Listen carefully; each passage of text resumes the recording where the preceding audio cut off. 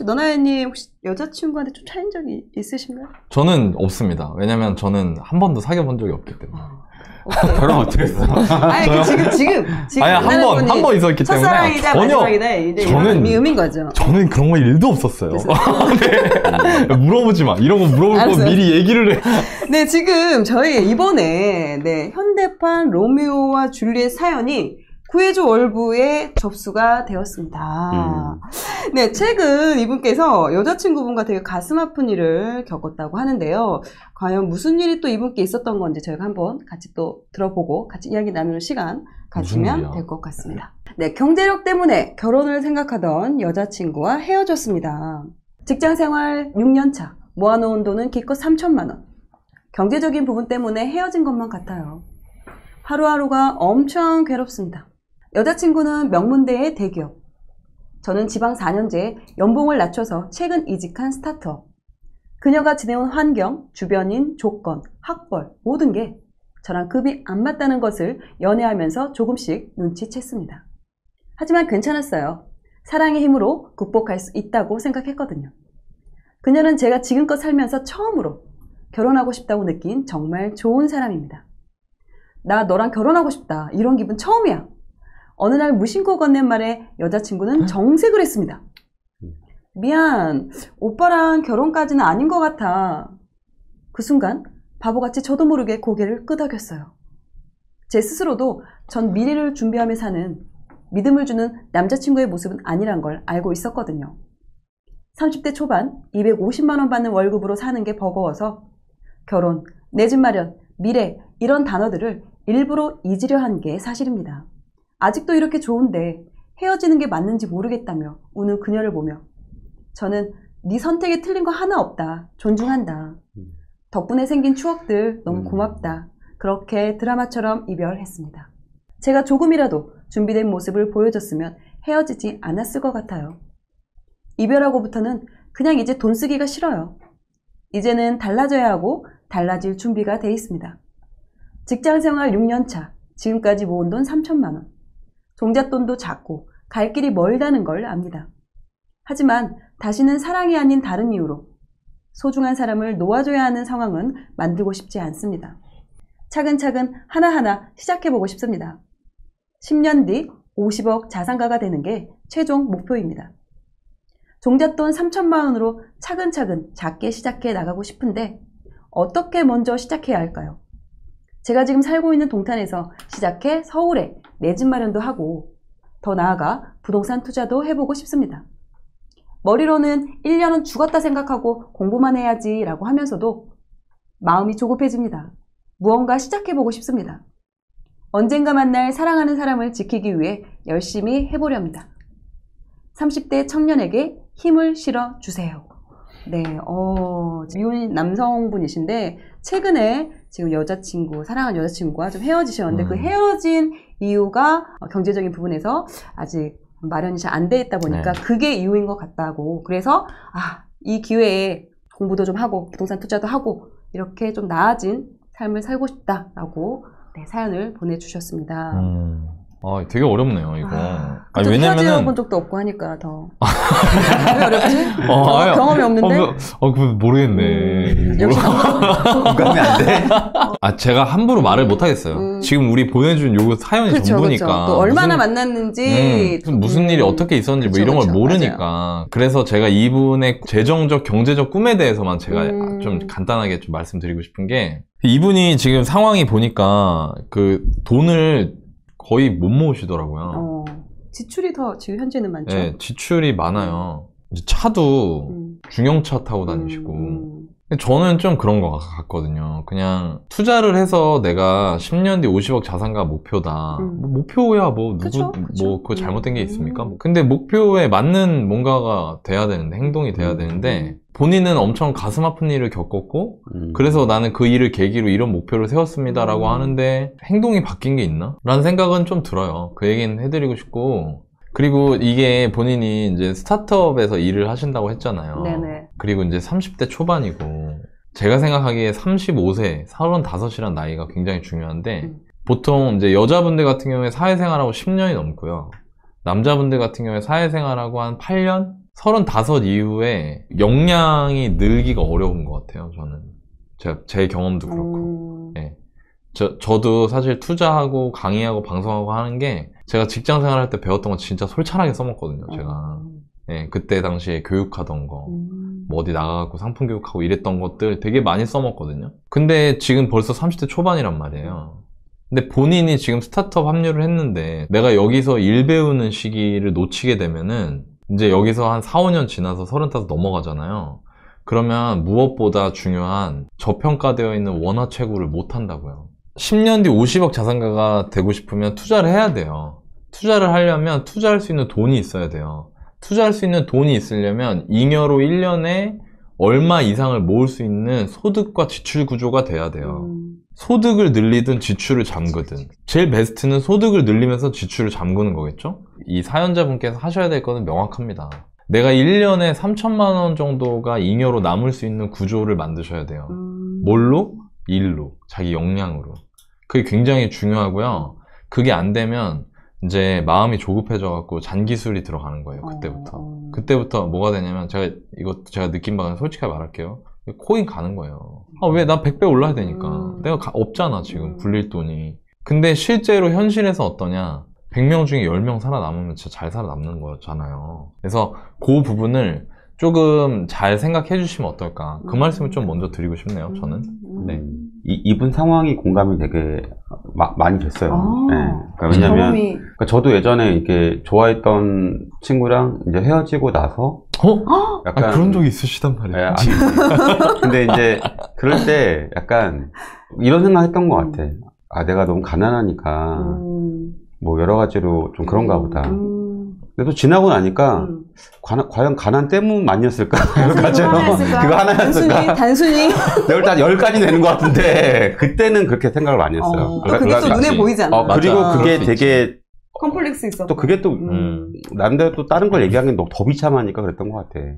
그랬던 것 같고 요새 또 그런 얘기를 많이 하는 것 같아. 이제 뭐냐면 회사는 다니고 있는데 월급으로 살기 되게 빠듯하고 솔직히 월급 모아서 내 집 마련하기 더 힘들고. 네, 그러니까 결혼 내가 할 수 있을까? 뭐 이런 생각도 하고 뭐 결혼하면 내가 애기나 낳을 수 있을까? 왜냐면 사실 그거 다 엄밀히 좀 돈이 필요한 부분이니까 이런 생각을 좀 많이 했던 것 같아요. 네, 그래서 이분이 그러셨더라고요. 본인이 6년차 직장인이고 앞으로 이제 50억 정도 벌고 싶은데 어떻게 성공하냐? 사실 50억이라는 돈에 대해서 솔직히 말씀드리면 아마 우리나라에서 1% 안에 드는 금액입니다. 왜냐면 우리나라 1%가 제가 알기로는 20억에 30억 정도 생각보다 20, 30억 가진 사람이 어려워요. 순자산이 많지 않아요. 네, 대출 빼고 뭐 집 포함해서 이거 통계청 자료이기 때문에 근데 이걸 가진 제가 본 3가지 경우를 말씀드릴게요. 네. 첫 번째는 회사를 다니면서 투자를 합니다.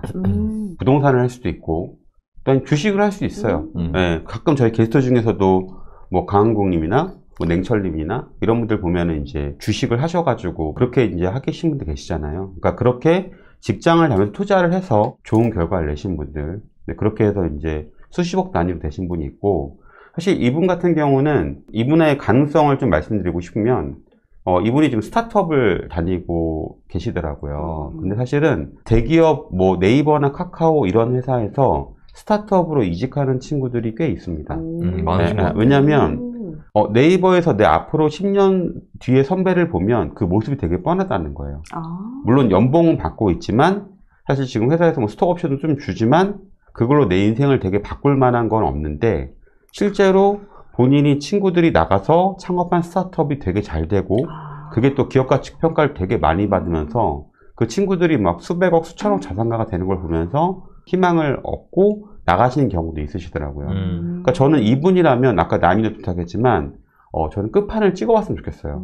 개인적으로. 그러니까 제가 아는 이제 수강생분들도 실제로 그렇게 회사 초기 멤버로 합류해서 그분도 이제 나중에 이제 지분을 받으시고 스톡옵션을 받으셔가지고 나중에 이제 꽤 큰 돈으로 현금을 받으셨어요. 그걸 또 어떻게 투자해야 되냐고 저한테 좀 물어보시더라고요. 그러니까 그런 경우도 있어요. 그러니까 그렇게 해보시고, 그러니까 정말 저는 이분께 끝까지 한번 해보라고 자기 인생을 걸면서. 그게 사실 아까 말한 뭐 직장인으로 부동산 투자를 하는 것도 솔직히 여기서 월부에서 뭐 시점반 지투반 강의 들으시면 좀 아실 거예요. 30억, 50억의 돈이 참 쉽게 오는 돈은 아니구나 라는 걸 깨닫게 되실 거예요. 근데 만약 갈 수 있다라면 그렇게 한번 해보시고, 본인이 만약에 그 다니는 회사가 그러면 너바나님 실제로 뭐 이렇게 유니콘이 되는 회사가 많지 않은데 그러면 뭐 안 되면 어떡하냐라고 하면, 저는 사실 그 안에서 만약에 내가 진짜 뭐 본부장까지, 팀장, 임원까지 가서 해본다면 거기서 배우는 부분이 분명히 있을 거예요. 그래서 본인이 창업을 해보세요.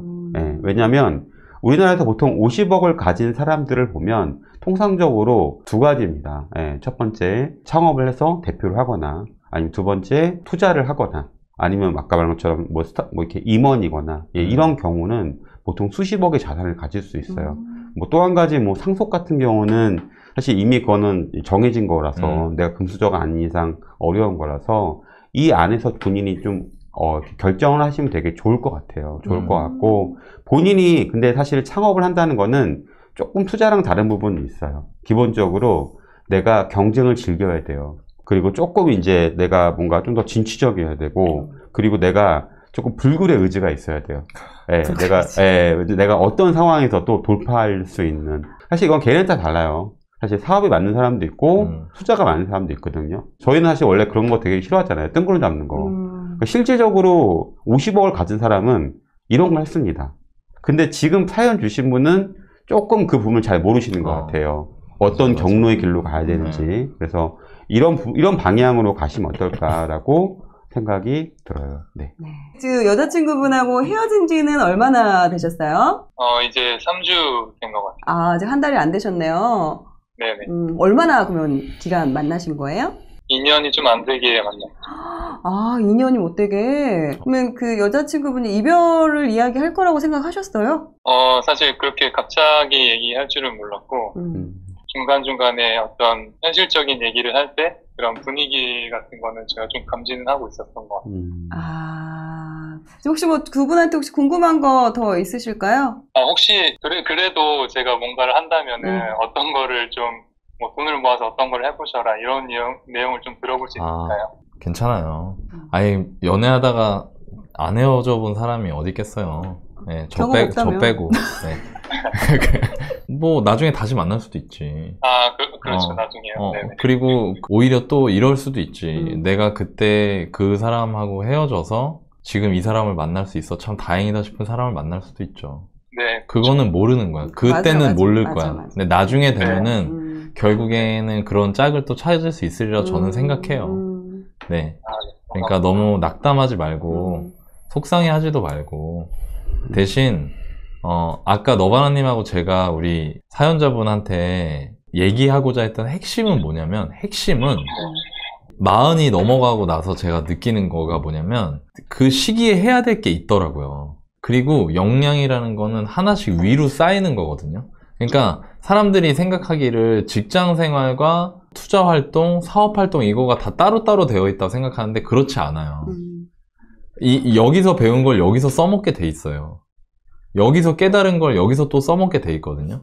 그런데 지금 시기에 초기 스타트업에 합류한 상황에서 내가 그 스타트업에서 자리를 잡지 못한다. 그러면은 오히려 그게 굉장한 손실이 될 수 있다. 봐봐요. 투자의 기본은 싸게 사서 비싸게 파는 거고요. 혹은 쌀 때 사서 비싸게 파는 거예요. 지금 뭐가 싸요? 지금 원화가 제일 싸요.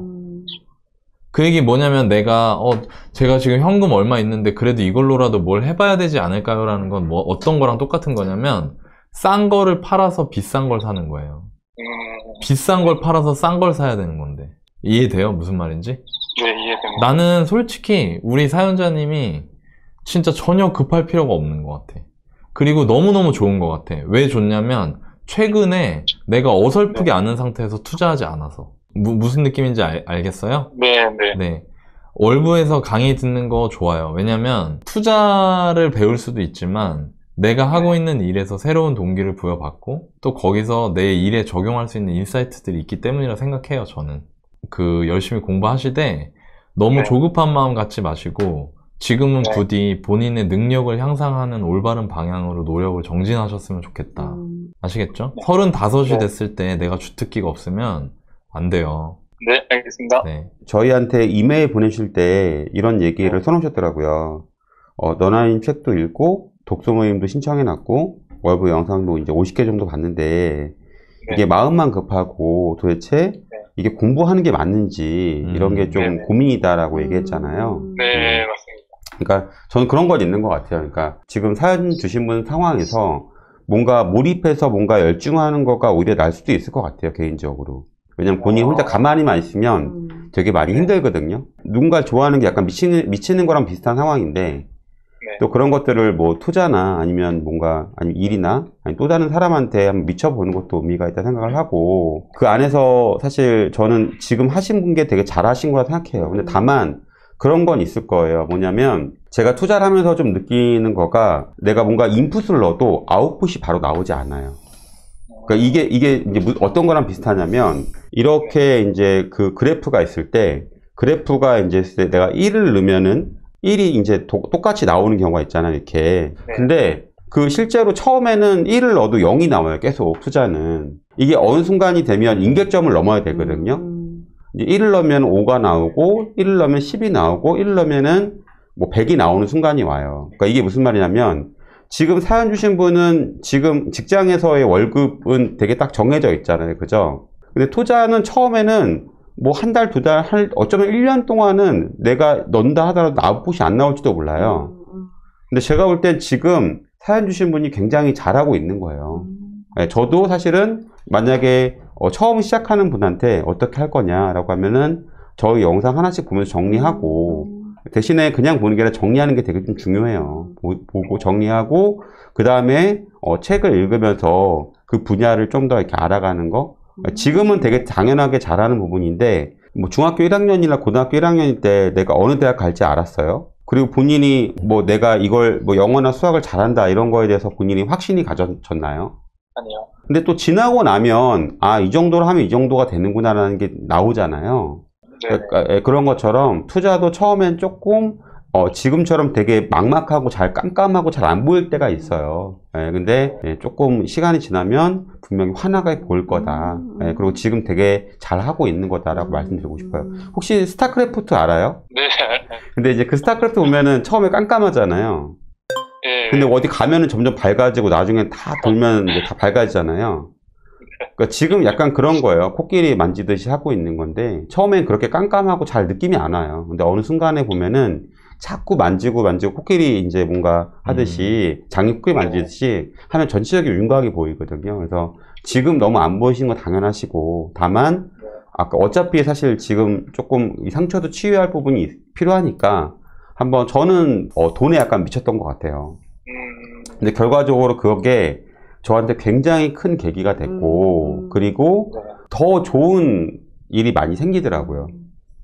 그 인생을 살면서 항상 이제 뭐 투자도 마찬가지고 사람도 마찬가지고 내가 이 투자권을 놓치면 안 되는데 라고 생각하는 걸 놓쳐요. 또 여러 가지 상황상 매도자가 또 거두기도 하고 제가 뭐 너무 뭐 허툴러서 놓치기도 하고 근데 그때는 너무 마음이 아픈데 또 지나고 나면 또 더 좋은 물건이 오고요. 사람도 아, 근데 이 사람 놓치면 너무 아쉽다라는 사람이 있는데 또 지나고 나면 와, 진짜 더 내가 그 사람 놓쳤길 잘했다 라고 할 정도로 정말 더 좋은 사람이 오더라고요. 맞아요. 네. 그 투자랑 인생이랑 비슷한 면이 많더라고요. 그러니까 너무 속상해하지 마세요. 아직 되게 젊고 너무 속상해하지 않았으면 좋겠어요. 네. 그 경제적인 이유보다는 인연이 좀 아니었던 것 같아요. 제가 보기에는. 제가 지금 객관적으로 지금 보면은 6년 직장 생활에서 3천만 원 모았고 그리고 지금 그 여자친구랑 헤어진 이후에 오히려 막 그 낙담해가지고 뭐 술을 마신다거나 오히려 뭐 다른 사람을 만난다거나 이러지 않고 이거를 오히려 기회 삼아서 더 공부하시려고 하고 그리고 내가 부족해서 그런다 그래서 자기 그렇게 본인한테 그 책임을 두고 더 이렇게 노력을 하시려고 하는 모습이 저는 너무 좋아 보입니다. 충분히 더 좋은 인연 만나실 수 있을 것 같고요. 네. 그리고 또 진짜 인연 만나면요. 얼마가 있든 상관없습니다. 화이팅입니다. 네. 너무 목소리를 기가 죽어 있어서 안타깝잖아요. 네. 목소리 힘내세요. 할 수 있다. 더 좋은 사람 만날 수 있다. 네. 네. 끊습니다.